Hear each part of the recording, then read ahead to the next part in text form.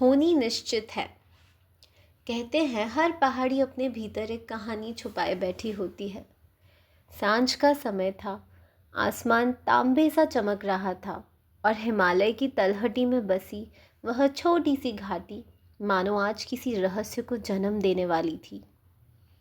यहीं देवदार के पेड़ों की खुशबू और शांत हवाओं के बीच शुरू होती है एक ऐसी कहानी जिसमें आदमी कुछ सोचता है पर नियति कुछ और ही लिख देती है। जहाँ मन, बुद्धि, समय और आसपास के लोग सब मिलकर उस दिशा में धकेल देते हैं जहाँ होनी पहले से इंतज़ार कर रही होती है। होनी को कोई नहीं टाल सकता। कहानी का शीर्षक है घाटी का संकेत। घाटी के किनारे एक छोटा सा घर था जहाँ अरविंद नाम का युवक रहता था। आध्यात्मिक स्वभाव, शांत मन, पर एक उलझन वर्षों से उसके भीतर पलती थी। क्या सच में होनी को कोई टाल नहीं सकता? या फिर मनुष्य अपने निर्णयों से अपनी राह बदल सकता है? एक दिन शहर से उसका बचपन का दोस्त विनय मिलने आया। तेज दिमाग वाला, तर्क से भरा, बिल्कुल अरविंद का उल्टा। दोनों घाटी में घूम रहे थे कि अचानक एक बूढ़ी साध्वी रास्ते में दिखाई दी। उनकी आंखें मानो भीतर तक देख लेती हों। उन्होंने बस एक ही वाक्य कहा, जिस राह पर चलने के लिए तुम्हें भेजा गया है वहां पहुंचाने के लिए लोग, समय और परिस्थितियां खुद ब खुद चुने जाते हैं। अरविंद और विनय एक दूसरे को देखने लगे।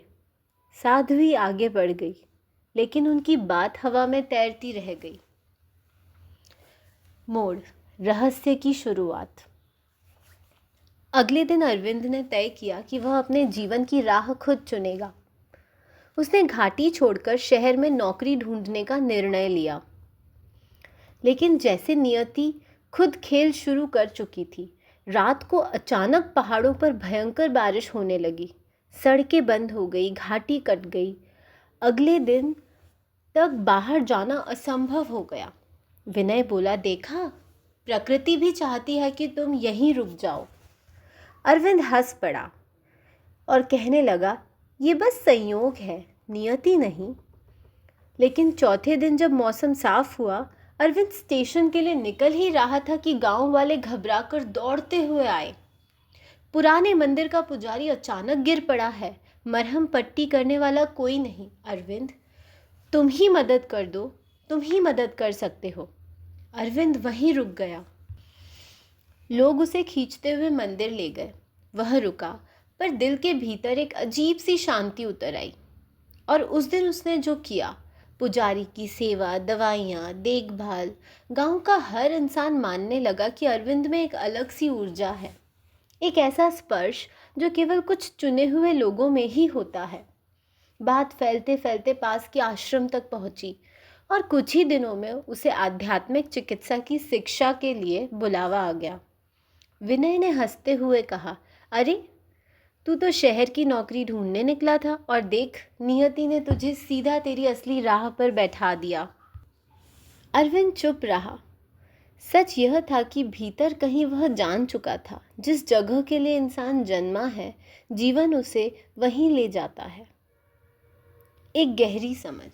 कहानी यह कहती है, होनी को कोई नहीं टाल सकता, क्योंकि वह सिर्फ घटना नहीं होती, वह हमारे मन, बुद्धि, समय, परिस्थिति और आसपास के लोगों के जरिए पूरी होती है।